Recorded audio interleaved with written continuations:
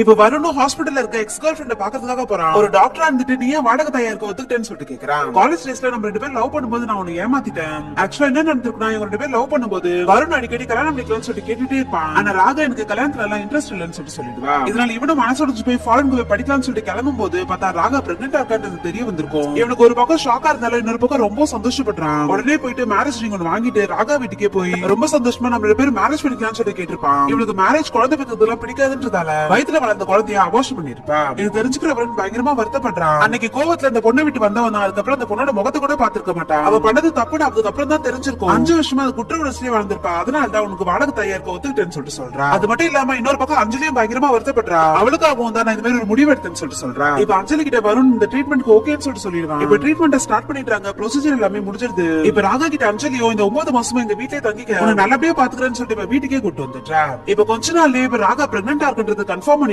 வருணும் அஞ்சலியும் ஒரு விஷயத்தையும் அவளுக்காக பார்த்து செய்யறாங்க. இப்ப 3 மாசம் கழிச்சு பிரெக்னன்சியை கன்ஃபார்ம் பண்ணி இப்ப ஹார்ட் பீட் கேட்க வைக்கிறாங்க. அந்த ஹார்ட் பீட் சவுண்ட் கேக்குற வருணும் அஞ்சலியும் அவ்வளவு சந்தோஷப்படுறாங்க. இப்ப வீட்டுக்கு வந்த உடனே வருணும் அஞ்சலி கிட்ட ராகா என்னுடைய எக்ஸ் கேர்ள் ஃபிரெண்ட்ன்ற உண்மையை சொல்லிட்டான். கேக்குற அஞ்சலி பயங்கரமா டென்ஷன் ஆயிட்டா. அதே இப்ப சொல்ற இதுக்கு முன்னாடி சொல்ல வேண்டியதானு சொல்லிட்டு கேட்டா. இந்த ப்ரொசீஜருக்கு நீ ஒத்துக்க மாட்டே அதனால தான் சொல்லிட்டு சொல்றான். நீ ஏமாத்திட்டேன்னு சொல்லிட்டு அவ்வளவு பயங்கரமா கோவப்படுறா. நீ தப்பா நினைக்கிறதுக்கு இங்க ஒண்ணும் இல்ல, நான் உன்ன மட்டும் தான் லவ் பண்றேன்னு சொல்லிட்டு சொல்றான். நாங்க காலேஜ் டேஸ்ல வெறும் டைம் பாஸ்க்காக மட்டும் தான் லவ் பண்ணோம். ஒரு பர்சன்டேஜ் கூட அவங்க மேல இப்ப எனக்கு லவ் இல்லன்றத சொல்லிட்டான். அன்னைக்கு நைட்டே அஞ்சலி இப்ப நம்ம 2 பேரும் ரிவர்ஸ் பண்ணிக்கலாம் இதெல்லாம் செட் ஆகாதுன்னு சொல்லிட்டு டிவோர்ஸ் பேப்பரே கொடுத்துட்டா. குழந்தை பிறந்த உடனே அந்த குழந்தைய நான் எடுத்துட்டு போயிடுவேன். அது வரைக்கும் நான் இங்க தான் இருப்பேன்னு சொல்லிட்டு சொல்றேன். உண்மையை சொன்னது எவ்வளவு பெரிய தப்பா போச்சுன்னு சொல்லிட்டு வருண் இப்ப வருத்தப்படுறான். அஞ்சலி டெய்லி ரூம்ல தூங்காம இப்ப சோஃபால வந்து படுத்துக்கிறான். வருண் ராகாவை கேரிங்கா பாத்துக்கிறது அஞ்சலிக்கு பயங்கர காண்டாவுது. உங்க 2 பேருக்கு நடுவுல நான் தான் வந்துட்டு போறேன்னு சொல்லிட்டு அடிக்கடி குத்தி கட்டி பேசிட்டு இருக்கான். ராகாவோட வயிறு கொஞ்சம் கொஞ்சமா பெருசா எடுத்து குழந்தையோட மூமெண்ட்ல தெரிய ஆரம்பிக்குது. அஞ்சலியும் வருணும் ராகாவோட வயித்துல கை வச்சு குழந்தை அசையதை ஃபீல் பண்றாங்க.